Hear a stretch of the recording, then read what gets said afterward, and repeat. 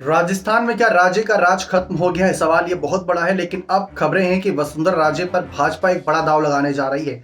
वह सच होगा या नहीं, ये तो आने वाला वक्त ही बताएगा। लेकिन जैसा कि आप देख सकते हैं, राजस्थान चुनाव भाजपा जीती, भजनलाल शर्मा को नया मुख्यमंत्री बनाया गया। वसुंधरा राजे का तीसरी बार मुख्यमंत्री बनने का सपना चकनाचूर होता नजर आया। उनके समर्थक भी काफी निराश हुए। वसुंधरा राजे भी जब वो पर्ची पढ़ रही थी, आप सभी ने भी देखा होगा उनका रिएक्शन कैसा था, चौंक गई थी। हम सब भी चौंक गए थे कि भाई भजनलाल शर्मा है कौन। लेकिन फिलहाल बात करेंगे वसुंधरा राजे के राजनीतिक भविष्य को लेकर। सोशल मीडिया और मीडिया में जो तमाम तरह की खबरें हैं, वह सब एकत्रित करने के बाद जो जानकारी निकलकर सामने आई है, उसमें यह कहा जा रहा है कि वसुंधरा राजे समर्थक की अगर बात करें तो करीब 2 दर्जन से ज्यादा समर्थक इस बार वसुंधरा राजे के जीते हैं, जो सरकार चलाने में बहुत बड़ी भूमिका निभाएंगे। और ऐसे में अगर राजे को लगातार भाजपा पीछे करती रहेगी तो वह समर्थक नाराज हो सकते हैं।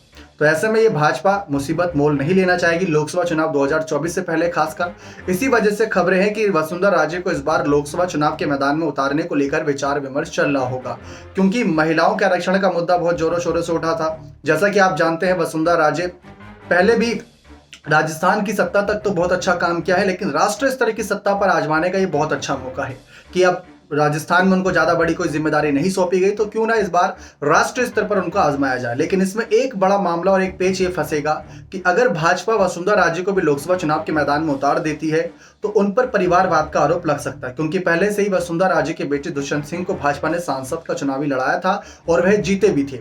अब दुष्यंत के होते हुए वसुंधरा राजे भी चुनावी मैदान में आ जाएंगे लोकसभा के, तो ये थोड़ा भेदभाव हो सकता है कि एक ही परिवार के सदस्यों को टिकट दिए जा रही, तो ऐसे में या तो दुष्यंत को पीछे करना होगा या वसुंधरा राजे को शांत करना होगा। अब ऐसे में सवाल आता है कि अगर वसुंधरा को शांत किया जाएगा, उनको नहीं उतारा जाएगा, एक प्रचारक के तौर पर रखा जाएगा, तो क्या उनको राज्यपाल के लिए आगे भेजा जाएगा? क्योंकि कई खबरें ऐसी थी कि राजस्थान या किसी और अलग राज्य का उन्हें राज्यपाल बनाया जा सकता है।